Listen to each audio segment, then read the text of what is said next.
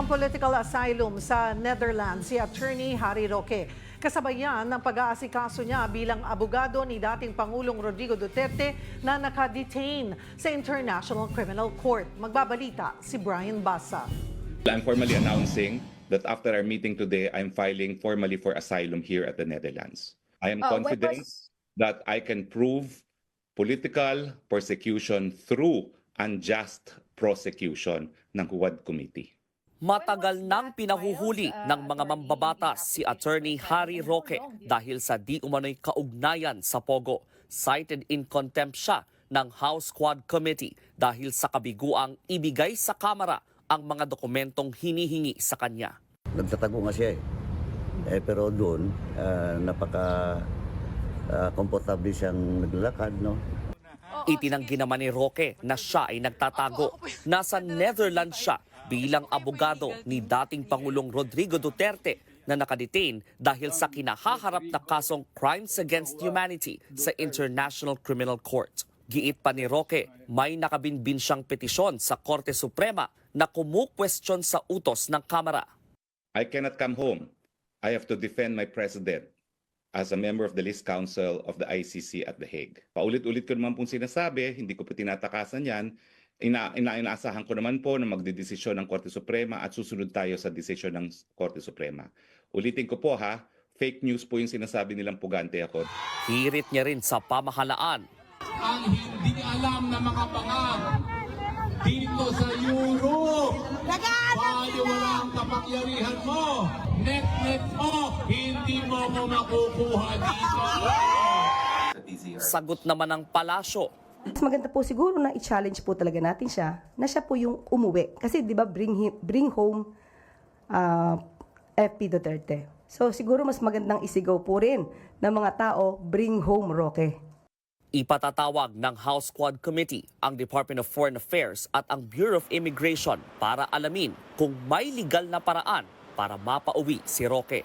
Sabi naman ni dating Integrated Bar of the Philippines President Domingo Cayosa, may paraan ang gobyerno para magawa yan. I don't know if the government has already canceled or revoked his passport. Kasi pag gano'n, pag masabihan yung mga ibang bansa na yung passport mo, revoke na ng gobyerno, you become an undocumented alien sa kanila.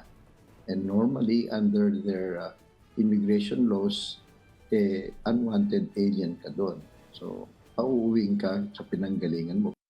Samantala, tumanggi si Solicitor General Menardo Guevara na ipagtanggol ang mga respondent sa mga petisyon para sa habeas corpus na inihain ng kampo ni dating Pangulong Duterte sa Korte Suprema.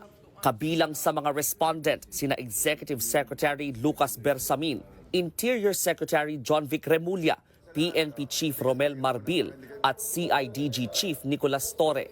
Sa manifestation and motion na isinumite sa SC, iginiit ng OSG na walang legal na obligasyon ang Pilipinas para makipagtulungan at kilalanin ang proseso ng ICC mula nang kumalas ang bansa sa Rome Statute noong 2019. Para kay dating Presidential Legal Counsel Attorney Salvador Panelo, makatutulong ito sa kaso ni Duterte sa ICC dahil mismong abogado ng gobyerno ang nagsasabing walang jurisdiksyon ang ICC sa Pilipinas. It effectively admits, sinasabi na nga nila, posisyon namin walang jurisdiction ng ICC sa ating gobyerno. Tama yung ginagawa nila. Being the lawyer of the government, it has to make a position that will protect the interests and the sovereignty of this country, and it cannot do that. Otherwise, it will be liable. Yung mga abogado nila, pati yung Solicitor General. Ayon pa sa isa sa mga Pilipinong abogadong accredited ng ICC, may pagkakataon si Duterte na maghain ng mosyon at questionin ang legalidad ng pagkakaaresto sa kanya bago siya humarap sa confirmation of charges sa ICC sa September 23. Pero malabo raw na mapagbigyan ng request na interim release ng dating Pangulo dahil nananatili siyang flight risk. Kaya ang tanging paraan lang daw na mapauwi sa bansa si Duterte ay acquittal o dismissal ng kaso sa ICC. The only way that this case can be dismissed would be also through the decision of the ICC judges.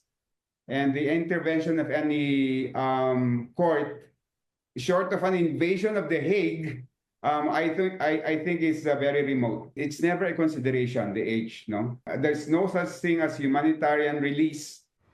Ang mga biktima naman ng drug war ay pwede raw mag-request na ipa-freeze ang assets ni Duterte pagkatapos sumalang sa confirmation of charges. Dito raw pwedeng kunin ang danyo sa mga biktima oras na makonvict ng ICC ang dating Pangulo. Para sa 1PH, Brian Basa, News 5.